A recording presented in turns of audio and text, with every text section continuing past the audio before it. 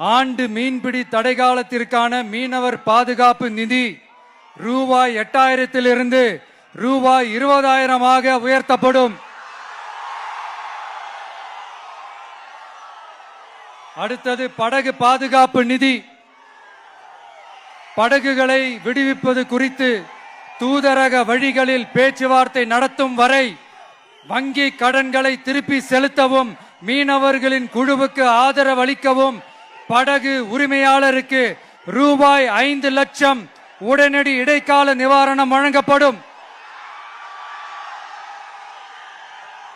அடுத்தது கடல் தாய் வீட்டு வசதி திட்டம். கடலோர பகுதிகளில் உள்ள அனைத்து குடிசைகளையும் சிதிலமடைந்த குடியிருப்புகளையும் அகற்றி புயல்களை தாங்கக்கூடிய காலநிலை மாற்றத்தை தாங்கும் வீடுகளை கட்டுவதற்கான ஒரு தனி வீட்டு வசதி திட்டம் உருவாக்கப்படும். கடைசியா மீனவர் எரிபொருள் பாதுகாப்பு திட்டம். இயந்திர படகுகளுக்கான மாதாந்திர மானிய டீசல் ஒதுக்கீட்டை 1800 லிட்டரிலிருந்து 3500 லிட்டராக உயர்த்தப்படும்.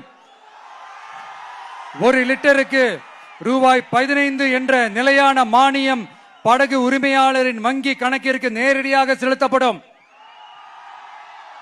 இதெல்லாம் ஒரு சின்ன சாம்பிள் தான். இது ஏதோ தேர்தலுக்காக திமுக தர்ற மாதிரி வாயில வடை சுடுறது கிடையாது.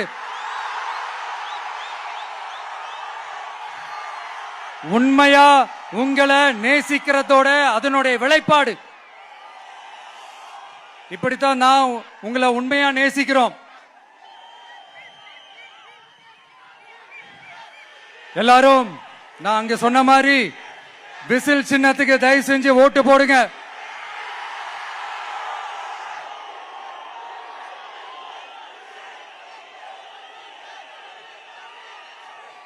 இது ஒரு விசில் புரட்சி தேர்தலா இருக்கணும்.